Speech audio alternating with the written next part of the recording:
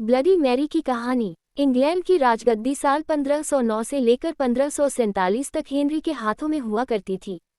राजा Henry की कई पत्नियां और एलिजाबेथ व मैरी नामक दो बेटियां थीं। इनमें से मैरी राजा की पहली पत्नी की बेटी थी। राजा हेनरी को मैरी ज्यादा पसंद नहीं थी, इसलिए वो उसके साथ बुरा व्यवहार करते थे। मैरी महल के नौकरों के साथ महल का काम करती थी। अगर मैरी कुछ कह भी दे तो राजा उसकी कोई बात नहीं मानते थे।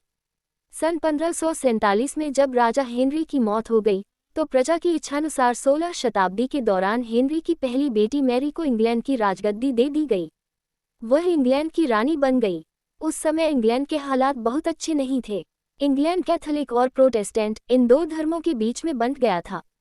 उस समय दोनों धर्मों के लोगों के बीच जंग छिड़ी हुई थी। रानी मैरी चाहती थी कि पूरे इंग्लैंड में सिर्फ एक ही धर्म हो, लेकिन लोगों ने उसकी यह बात मानने से साफ इनकार कर दिया था। इससे नाराज होकर रानी ने उनकी बात न मनाने वालों को मौत की सजा दे दी थी। वह ऐसे लोगों को जिंदा भी जला देती थी। रानी मैरी की इस क्रूरता की वजह से इंग्लैंड के लोग उससे नफरत करने लगे। ऐसा भी कहा जाने लगा कि रानी मैरी कुंवारी जवान लड़कियों के खून से नहाती थी। उसका मानना था कि उनके खून से नहाने से वह ज्यादा दिनों तक जवान रह सकती हैं।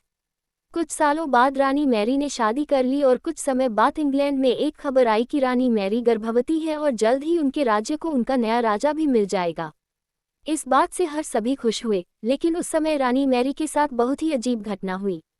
उनके गर्भ से किसी भी बच्चे का जन्म नहीं हुआ, बल्कि कुछ ही महीनों के बाद रानी मैरी का पेट फिर से सामान्य हो गया। वहां के ओझा लोगों ने अपनी तंत्र विद्या से बताया कि रानी मैरी के गर्भ में कोई बच्चा नहीं बल्कि एक भूत आकर निवास करता है। कुछ समय बाद फिर रानी मैरी के गर्भ में वही भूत आकार रहने लगा और वह फिर से गर्भवती हो गई।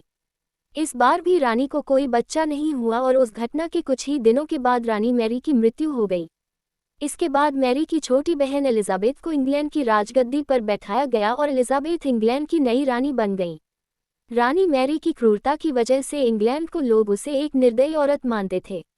वहीं जब उसके गर्भ में बच्चे की जगह एक भूत का निवास होने लगा तो लोगों ने उसे शापित भी करार दे दिया और इसी वजह से उसे लोगों ने ब्लडी मैरी का नाम दिया। कहानी से सीख। ब्लडी मैरी की कहानी हमें ये सीख देती है कि अपने निजी विचारों व सोच को लेकर दूसरे लोगों पर दबाव नहीं बनाना चाहिए। शांति और करुणा से लोगों का ख्याल रखना ही मनुष्य का धर्म है।